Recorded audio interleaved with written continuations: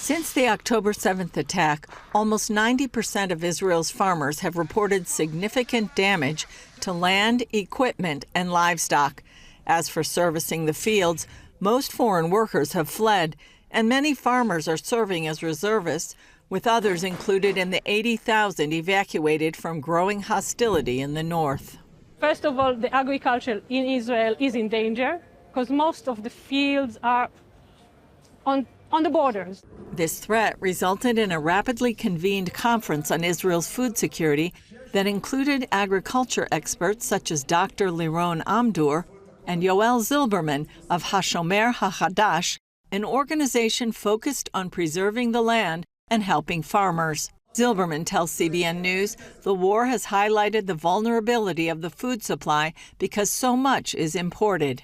We know that there is one port that got closed because of the Houthis nearby, like in the Red Sea, nearby Eilat, and the danger on our ports is, like the risk is very, very high in Haifa and Ashdod. He also added declining food production as a critical threat. Today we are dependent on Ukraine. Today we are dependent on Turkey. Today we are dependent on Jordan. It's unbelievable.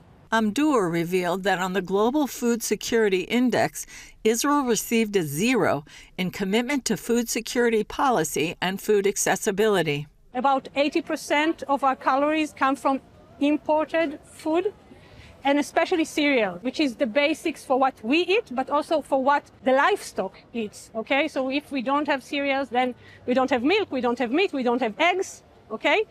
And we hardly produce any in Israel. We produce less than 10% of what we consume. Agriculture industry had lost like 10,000 farmers in the last 20 years. Zilberman blames that on the collapse of agricultural collectives known as kibbutzim, combined with the nation's focus on technology and startups.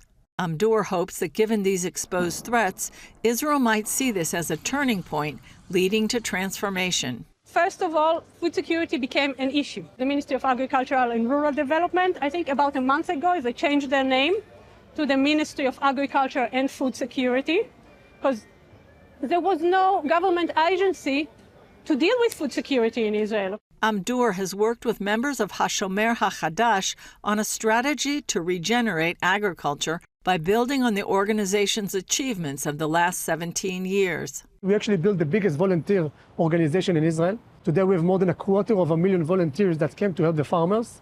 We built like a one-stop shop for a farmer in Israel. They have boarding schools for children that work in the morning for 4 hours on farms, on actual farms, commercial farms, and then they go and study and finish their high school diploma. And the idea is that these young people will be the future farmers of Israel, including with a youth movement with more than 20,000 kids from all around Israel, including Bedouin kids that wanted to join to our youth movement. They said, we want to be part of the story of Israel. Daniel Chissen has spent his final school year with HaShomer before entering the IDF. After the army, I would love to be a part of farm work, working on the land. I feel that there's a deeper meaning, an existential meaning. It's tied to our identity and who we are as Israelis. In looking further into the future, Zilberman moved the focus to technology as a key in sustaining the country. Bringing in technology and bringing in all the new innovations of AI. I think that in many, many ways this will build the future in Israel, and we need to do a very, very fast move to make sure that Israel will be food independent. Julie Stahl, CBN News.